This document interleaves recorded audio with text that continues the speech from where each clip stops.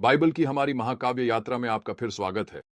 क्या आपने कभी ऐसा महसूस किया है कि आप जीवन में भटक रहे हैं, एक के बाद एक चुनौतियों का सामना कर रहे हैं? आज हम इज़राइल की यात्रा की एक शक्तिशाली कहानी का अन्वेषण करेंगे, जो हमें परमेश्वर के न्याय, दया और विश्वास के साथ उनकी ओर देखने की अद्भुत शक्ति के बारे में सिखाती है।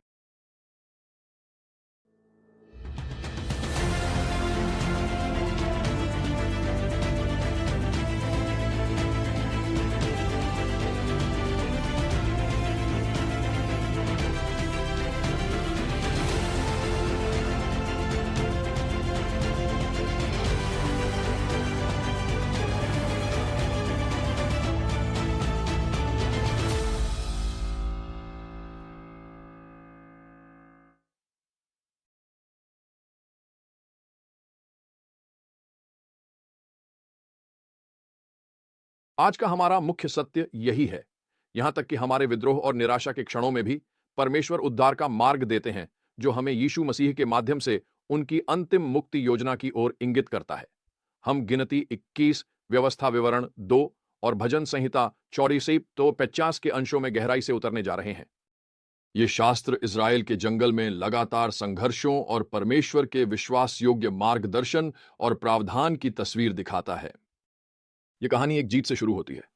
जब कनानी राजा ने इज़राइल पर हमला किया, तो उन्होंने प्रतिज्ञा की कि यदि परमेश्वर ने उन्हें विजय दिलाई, तो वे कनानी नगरों को नष्ट कर देंगे।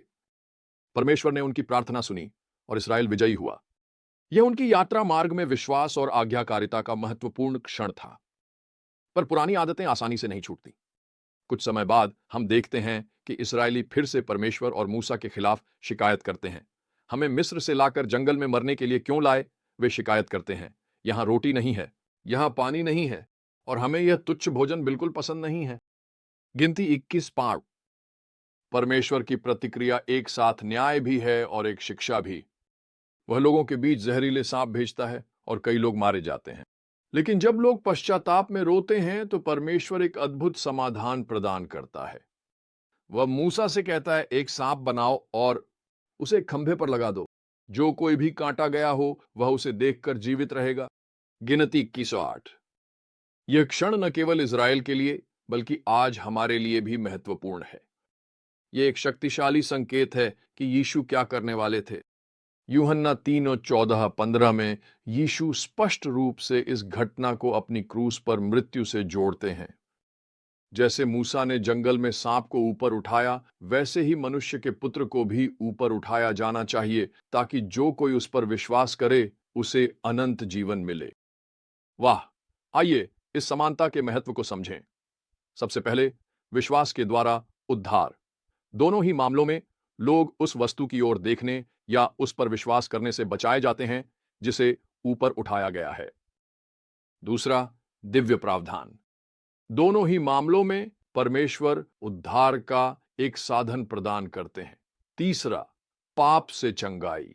कांस्य सांप ने शारीरिक चंगाई दी, जबकि मसीह हमें आत्मिक चंगाई प्रदान करते हैं। और अंत में, सार्वभौमिक उपलब्धता। उपचार उन सभी के लिए उपलब्ध था जो उसे देखते थे। उसी प्रकार मसीह में उद्धार उन सभी के लिए उपलब्ध है जो विश्वास करते हैं। यह संबंध परमेश्वर की उद्धार योजना की सुंदर एकता और निरंतरता को दर्शाता है, पूरे पवित्र शास्त्र में भी। अब आइए इसे भजन संहिता 24 और 95 से जोड़ते हैं, जो इन घटनाओं के आध्यात्मिक संदर्भ प्रदान करते हैं। भजन संहिता 24 हमें परमेश्वर के न्याय और प्रतिशोध की याद दिलाता है, लेकिन साथ ही उनके लोगों के प्रति उनकी विश्वास योग्यता भी दिखाता है। यह हमें सिखाता है कि अनुशासन के बावजूद परमेश्वर का अंतिम उद्देश्य हमारा भला ही है। भजन संहिता 85 हमें आराधना करने के लिए कहता है और हमारे हृदयों को कठोर न करने की चेतावनी देता है। यह सीधे इज़राइल के जंगल में की गई असफलताओं का उल्लेख करता है। ये भजन हमें महत्वपूर्ण शिक्षाएं देते हैं। पहली, परमेश्वर न्यायी है, लेकिन साथ ही दयालु भी हैं। दूसरी, हमारी परीक्षाएं हमारे विकास और गहरी आस्था के अवसर बन सकती हैं। तीसरी, हमें बार बार की अवज्ञा करने के कारण अपने हृदय को कठोर होने से बचाना चाहिए। और चौथी, परमेश्वर की विश्वास योग्यता के प्रति हमारी प्रतिक्रिया आराधना और कृतज्ञता होनी चाहिए। इस सत्य की शक्ति मेरे लिए गहराई से तब प्रकट हुई जब मैं 1974 में नरसंहार के तुरंत बाद रवांडा गया। मैं एक ऐसे राष्ट्र में पहुंचा जो अकल्पनीय हिंसा और घृणा से तबाह हो चुका था। मैंने कभी सपने में भी नहीं सोचा था कि लोग आपस में भयानक क्रूरता भी कर सकते हैं। मैं एक ऐसे राष्ट्र में पहुंचा था जो भयावह का घर था। कुछ महीने पहले एक समूह ने दूसरे समूह का संहार करने की कोशिश की थी। जब मैंने उनसे बात करने की तैयारी की, जिन्होंने गहरा आघात सहा था, तो मैं अभिभूत महसूस कर रहा था। मैं आखिर क्या कह सकता था? परमेश्वर ने मुझे इसी कहानी की याद दिलाई। जंगल में ऊंचा उठाया गया कांस्य सर्प, जिस प्रकार इजरायलियों को केवल उस उठाए गए सर्प की ओर देखने से चंगाई मिलती थी, उसी प्रकार मुझे यीशु को ऊंचा उठाना था और उन्हें क्रूस की ओर इंगित करना था।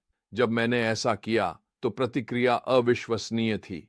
मैंने कभी इतना विलाप और इतनी प्रसन्नता एक साथ नहीं देखी थी। जब लोगों ने यीशु की ओर देखने का निर्णय लिया, जो उनके उद्धार और चंगाई के लिए क्रूस पर उठाया गया था, तो मैं आपसे यह पूछता हूं, आपके जीवन में कहां आपको चंगाई की आवश्यकता है? कौन से पाप संघर्ष आपकी आत्मा को विषाक्त कर रहे हैं? याद रखें, उपाय आज भी वही है जो जंगल में इज़राइल के लिए ही था। उसकी ओर देखें जो ऊंचा उठाया गया था आपके उद्धार के लिए। क्या आप भी शिकायत और असंतोष के संघर्षों से जूझ रहे हैं?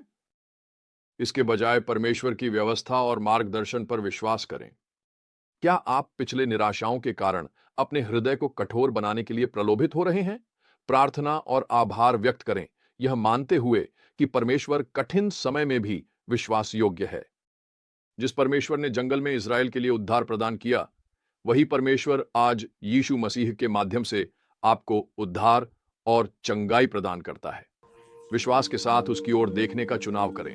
अपनी आंखें क्रूस की ओर उठाए और वह चंगाई और अनंत जीवन प्राप्त करे जो वह आपको प्रदान करना चाहता है।